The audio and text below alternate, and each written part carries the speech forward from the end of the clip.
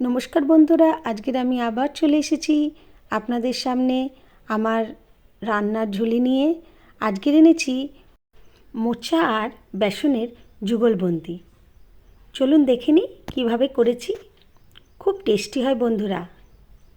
চলুন প্রথমে আমি মোচা কী করে কাটতে হয় সেটা আগে দেখাই। এই যে দেখুন, এটা হচ্ছে মোচা। এর মধ্যে এইটা কলা হয়েছে, ওপরের পোর্শনটা দেখলাম কলা হয়েছে। তো আমি দেখুন ওপরে একটা কাটি মতন থাকে আর একটা পাতলা খোলা থাকে সামনের দিকে।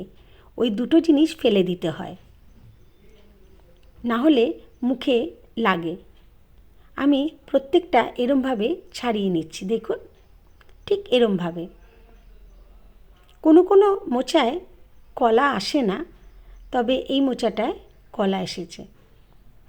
এই দেখুন, এই পাতলা খোলাটা সামনের দিকে থাকে আর ভেতরেই কাটি মতনটা থাকে, শক্ত মতনটা। আমি প্রত্যেকটা একটা একটা করে আমি ছাড়িয়ে নিয়েছি। বন্ধুরা, একটু সময় লাগে, কিন্তু এই মোচার তরকারিটা খুব সুন্দর খেতে হয় আর স্বাস্থ্যের পক্ষে খুব ভালো। এতে সব রকমের ভিটামিন থাকে, যেটা আমাদের শরীরের পক্ষে খুবই ভালো। আর রক্তটা পরিষ্কারও হয়। এই মোচার তরকারিটা খুবই সুস্বাদু খেতেও হয়। দেখুন, আমি একটা একটা করে এই মোচার যেগুলো পার্টগুলো রয়েছে, আমি ভেতরে সব কাটিগুলো বার করে এই দেখুন আমি সব ছাড়িয়ে নিয়েছি। এইবারে এগুলোকে ছোট্ট ছোট্ট করে কুচিয়ে নিতে হবে। আর এই কলাটাকেও কুচিয়ে আপনি এর মধ্যে দিতে পারেন, তবে আমি এই কলাটা এর মধ্যে দিইনি। আমি অন্য আর একদিন দেখাবো কলার এই কোপ্তাটা করে।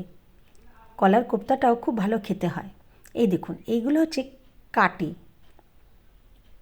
এই শক্ত কাঠিটা ফেলে দিতেই হয়, আর তার সঙ্গে পাতলা খোলাটাও ফেলে দিতে হয়।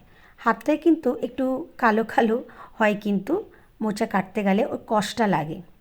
এইবারে দেখুন আমি কেটে ফেলেছি সব।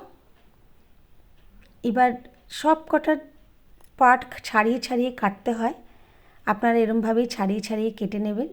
আর লাস্টে হচ্ছে এরকম একটা পার্ট থাকে, যেটা সমস্ত খোলা ছাড়ানোর পরে এই পার্টটা বেরোয়। এটাও কিন্তু কুচিয়ে ওর মধ্যে দিয়ে দেবেন, কেমন? এবারে চলুন আমি দেখাই কিভাবে আমি রান্নাটা করেছি। প্রথমে আমি কুচিয়ে নিয়েছি, দেখুন একদম ছোট্ট ছোট্ট করে কুচিয়ে নিয়েছি। কুচিয়ে নিয়ে জলের মধ্যে ভিজিয়ে দিয়েছি। ভালো করে ঘষে ঘষে ধুয়ে নেবেন, কেননা মোচার একটা কষ থাকে, সেই কষটা যদি না আপনি বার করেন তাহলে কিন্তু খেতে ভালো লাগে না। মহারাষ্ট্রে থাকি আমি, এখানে লোকেরা কিন্তু এই মোচার তরকারি খায় না।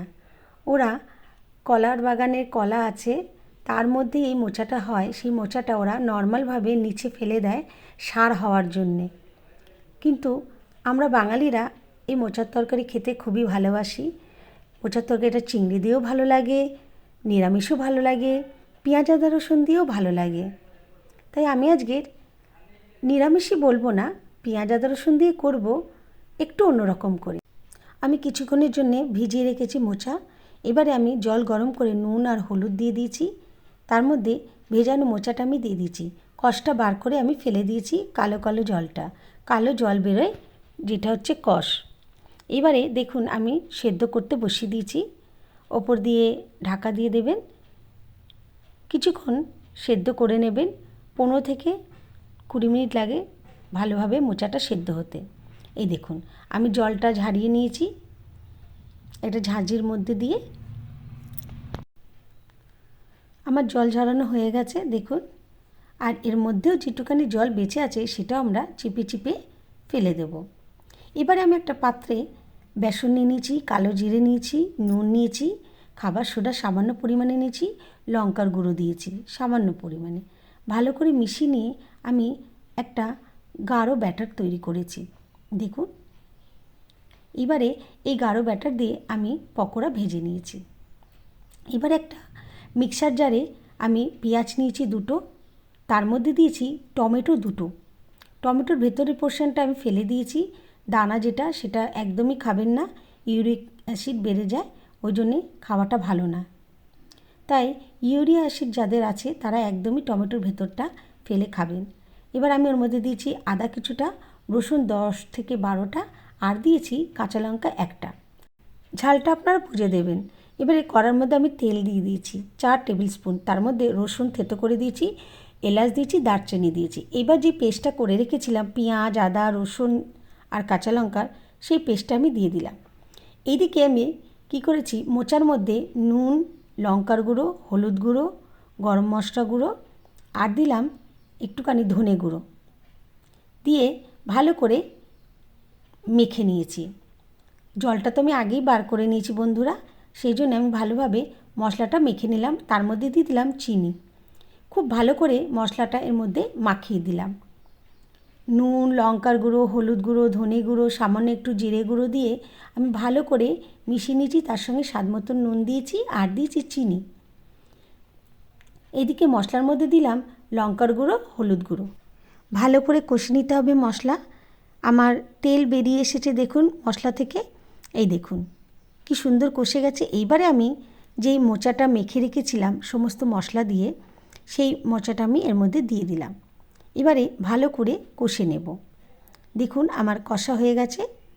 এবারে এর মধ্যে আমি দিয়ে দিলাম স্বাদ মতো নুন, আর চিনি তো আমি আগেই দিয়ে দিয়েছি মোচার মধ্যে, তাই প্রতিটা মশলা একদম মোচার ভেতরে মিশে গেছে। এবার আমি ওর মধ্যে দিয়ে দিলাম গরম মশলা, আর যেই পকোড়াগুলো ভেজে রেখেছিলাম বেসনের, সেই পকোড়াগুলো আমি এর মধ্যে দিয়ে দিলাম। দেখুন ভালো করে নাড়াচাড়া করে নিচ্ছি। এবারে ভালো করে কষে নিতে হবে। দেখবেন খুব সুন্দরভাবে সব মশলা গায়ে লেগে গেছে। এবারে আমি এর মধ্যে উষুম উষুম গরম জল অল্প একটু দিয়ে দেবো। দেখুন আমার নাড়াচাড়া হয়ে গিয়ে আমি উষুম উষুম গরম জল দিচ্ছি। সামান্য পরিমাণ দেবেন বন্ধুরা, বেশি নয়। যেটুকানি জল দিলাম সেইটুকানিতে পকোড়াগুলো একদম মজে যাবে, সেই কারণেই দিলাম। একদম নরম তুলতুলে হয়ে যায় বন্ধুরা পকোড়াগুলো। এইবার কি কিছুক্ষণের জন্যে ঢেকে আমরা রান্নাটা শেষ করব। এই দেখুন এরপরে আমি দিয়ে দিলাম অল্প একটুখানি ঘি, আর তার সঙ্গে দিলাম ধনেপাতা কুচি। ব্যাস এবার কি পরিবেশন করুন গরম গরম ভাতের সঙ্গে বা রুটির সঙ্গে। আমি তো মোচার খোলাগুলো কাজে লাগিয়ে দিয়েছি। দেখুন আমি এর মধ্যেই পরিবেশন করেছি, কি সুন্দর দেখতে হয়েছে। আমার রান্না এখানেই শেষ করলাম। আমার রান্না যদি আপনাদের ভালো লেগে থাকে বন্ধুরা, আমাকে সাবস্ক্রাইব করতে ভুলবেন না, আর একবার অন্তত করে দেখবেন। সত্যিই খুব সুন্দর টেস্ট হয়েছিল। আমি তো গরম গরম ভাতের সঙ্গে খেয়েছিলাম বন্ধুরা। আপনারাও করে দেখবেন কেমন। আজকে তবে এখানেই শেষ করলাম। আমার চ্যানেলকে ভালোবাসা দেবেন, আর লাইক কমেন্ট করতে ভুলবেন না বন্ধুরা। কেমন হয়েছে অবশ্যই আমাকে জানাবেন কেমন। ভালো থাকবেন, সুস্থ থাকবেন। আমি আবার চলে আসব অন্য কোনো দিন, অন্য কোনো সময়, আবার নতুন নতুন রান্না নিয়ে আমার রান্নার ঝুলি থেকে আপনাদের জন্যে। টাটা।